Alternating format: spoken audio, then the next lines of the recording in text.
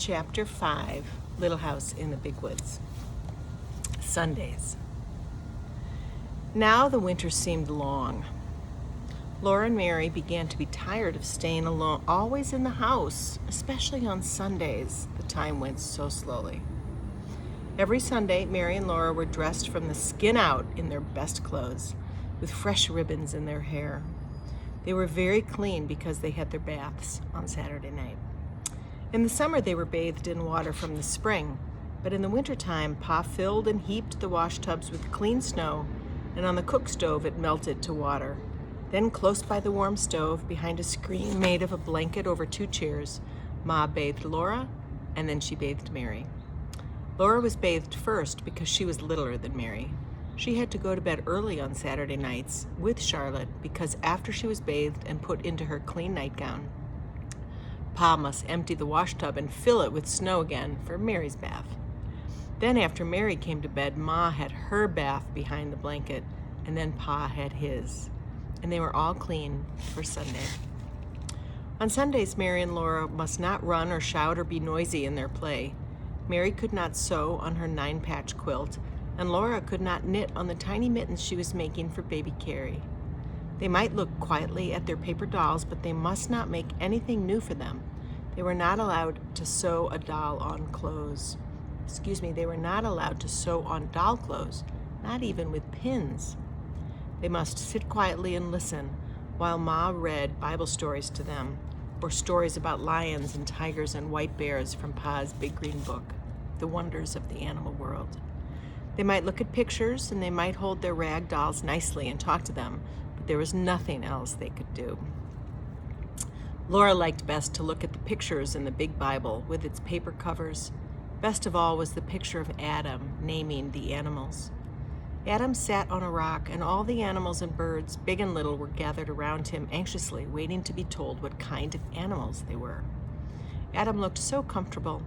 He did not have to be careful to keep his clothes clean because he had no clothes on.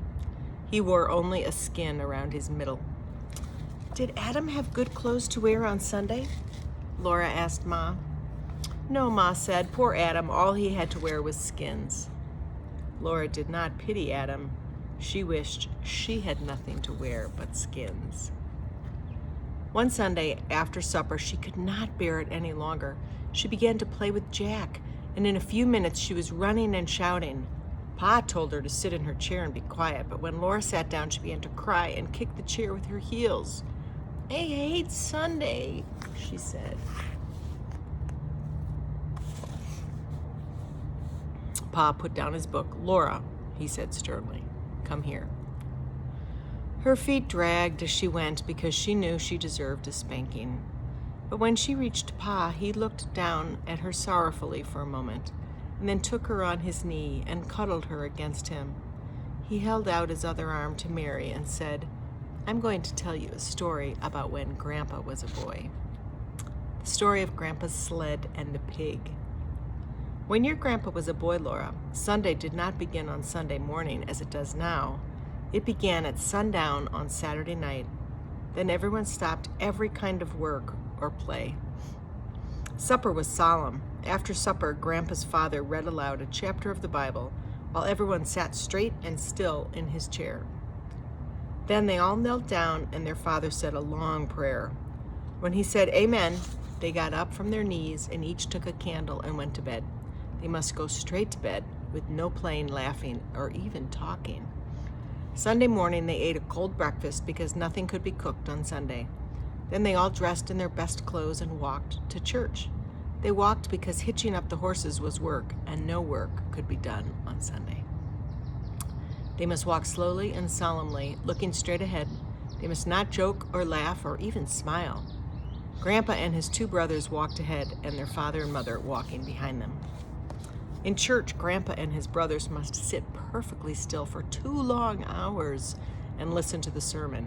They dared not fidget on the hard bench. They dared not swing their feet. They dared not turn their heads to look at the windows or the walls or the ceiling of the church. They must sit perfectly motionless and never for one instant take their eyes from the preacher. When church was over, they walked slowly home. They might talk on the way, but they must not talk loudly, and they must never laugh or smile. At home, they ate a cold dinner which had been cooked the day before. Then all the long afternoon, they must sit in a row on a bench and study their catechism until at last the sun went down and Sunday was over. Now, Grandpa's home was about halfway down the side of a steep hill.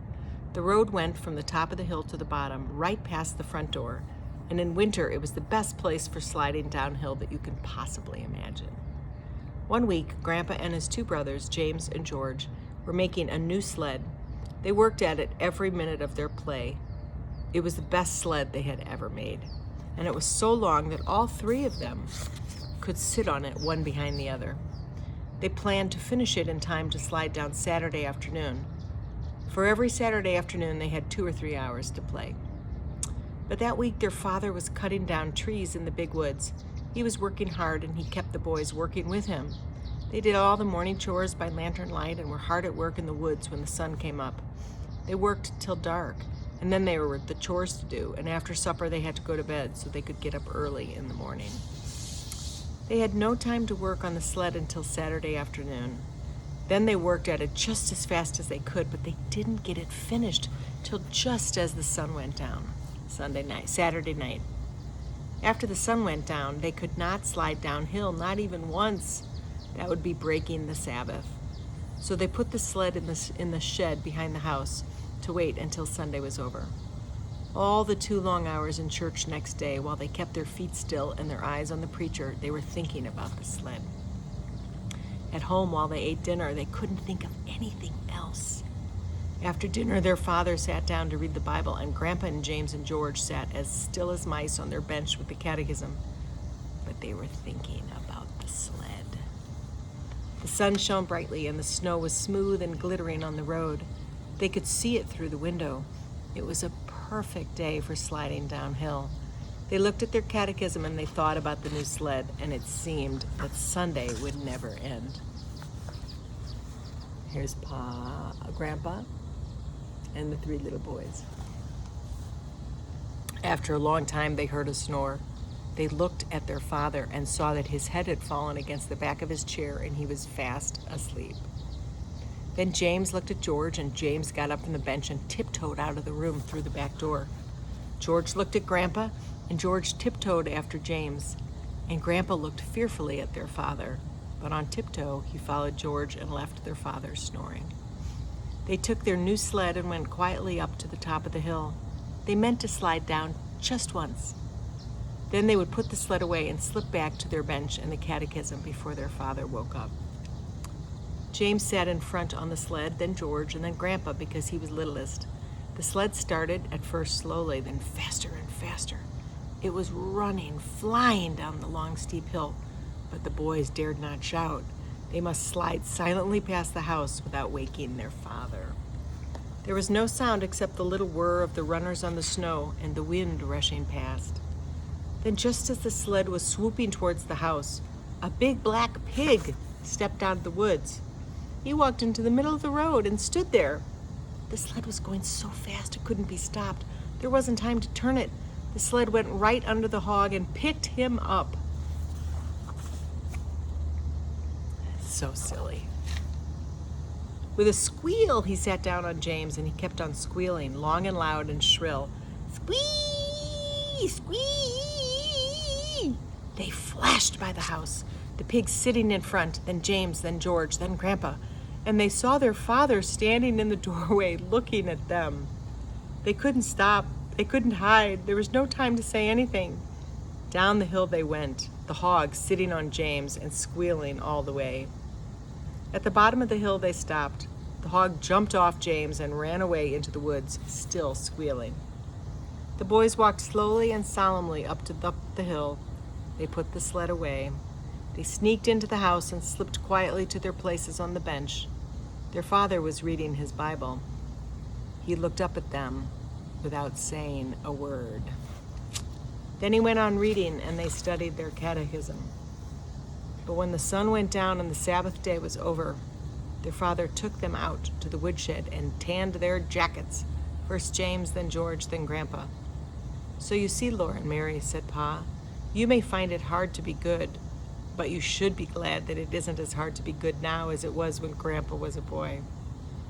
"Did little girls have to be as good as that?" Laura asked, and Ma said, "It was harder for little girls because they had to behave like little ladies all the time, not only on Sundays. Little girls could never slide downhill like boys. Little girls had to sit in the house and stitch on samplers." "Now run along and let Ma put you to bed," said Pa, and he took his fiddle out of its box.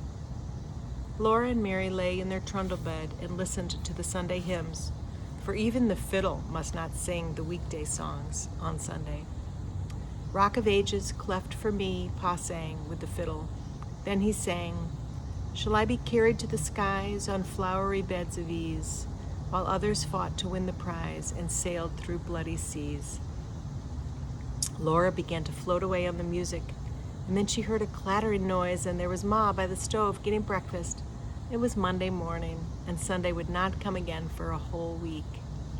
That morning when Pa came in to breakfast, he caught Laura and said he must give her a spanking.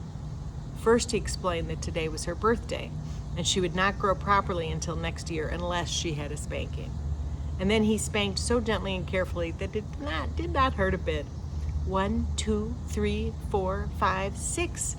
He counted and spanked slowly, one spank for each year, and at the last one big spank to grow on. Then Pa gave her a little wooden man he had whittled out of a stick to be company for Charlotte. Ma gave her 5 little cakes, one for each year that Laura had lived with her and Pa. And Mary gave her a new dress for Charlotte. Mary had made the dress herself when Laura thought she was sewing on her patchwork quilt. And that night, for a special treat, Pop played Pop Goes the Weasel for her.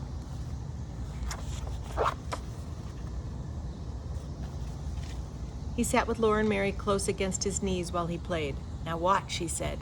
"Watch, and maybe you can see the weasel pop out this time." Then he sang, "A penny for a spool of thread, another for a needle, that's the way the money goes." Laura and Mary bent close, watching, for they knew now was the time. "Pop," said Pa's finger on the string. "Goes the weasel," sang the fiddle, plain as plain. But Laura and Mary hadn't seen Pa's finger make the string pop. "Oh, please, please do it again," they begged him. Pa's blue eyes laughed, and the fiddle went on while he sang. "All around the cobbler's bench, the monkey chased the weasel. The preacher kissed the cobbler's wife. Pop goes the weasel." They hadn't seen Pa's fingers that time either. He was so quick they could never catch him. They went laughing to bed and lay listening to Pa and the fiddle singing. There was an old darky, and his name was Uncle Ned, and he died long ago, long ago. There was no wool on the top of his head in the place where the wool ought to grow. His fingers were as long as the cane in the brake, his eyes they could hardly see, and he had no teeth for to eat the hoe cake, so he had to let the hoe cake be. So hang up the shovel and the hoe, lay down the fiddle and the bow. There's no more work for old Uncle Ned, for he's gone where the good guys go. See you later.